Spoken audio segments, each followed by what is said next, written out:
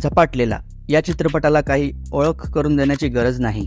हॉलिवूडमधील 6 वेळा tele awards जिंकलेला दिग्दर्शक आणि चित्रपटांचा इतिहासकार एड ग्लेसर यालाही या चित्रपटाची दखल घ्यावीच लागली. झपाटलेला या चित्रपटाने तात्या विंचू या पात्राला आणि या बाहुल्याला अमर केलं. चाइल्ड्स प्ले या हॉलिवूडच्या चित्रपटाला ज्या प्रकारे महेश कोठारे यांनी भारतीय टच दिला आहे ते अप्रतिमच.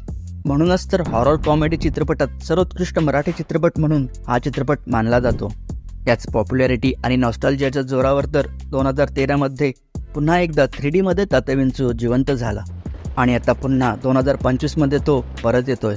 तात्या विंचू बोललं की आपल्याला हा एक बाहुला दिसतो, पण कधी विचार केलाय की हा चालताना त्यांनी कसा दाखवला असेल, उभं राहताना त्याला कसं दाखवलं असेल, तेही 1993 मध्ये जेव्हा VFX नावाच्या भूतानं लोकांना जास्त पछाडलेलं नव्हतं. तर रामदास पाध्ये यांनी चित्रपट सुरू होण्याआधीच 9 प्रकारचे तात्या विंचू बनवले होते. मी त्याला सांगितलं की हा जो बाहुला आहे तो मला बनवायचा आहे. ओके. नवीन बनवणार आणि त्याच्यासाठी मला वेळ पाहिजे.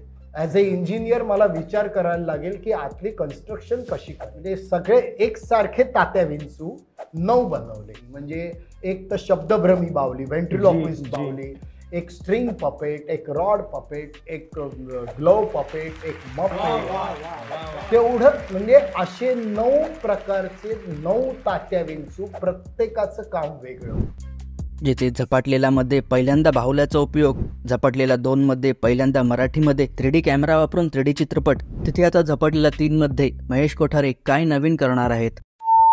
तर चित्रपटाची शूटिंग या वर्षाच्या शेवटी सुरू होऊन महेश कोठारे दिग्दर्शक आणि आदिनाथ कोठारे मुख्य भूमिकेत दिसतीलच, पण एक सरप्राइझिंग कास्टिंग या चित्रपटात आपल्याला पाहायला मिळणार आहे. आता ते AI जनरेटेड लक्ष्मीकांत बेर्डे की आणखी दुसरं कोणी हे काळांतराने किंवा चित्रपटाच्या टीजर ट्रेलरवरून आपल्याला कळेलच, पण काहीतरी नवीन महेश कोठारे या चित्रपटात करतील हे नक्की.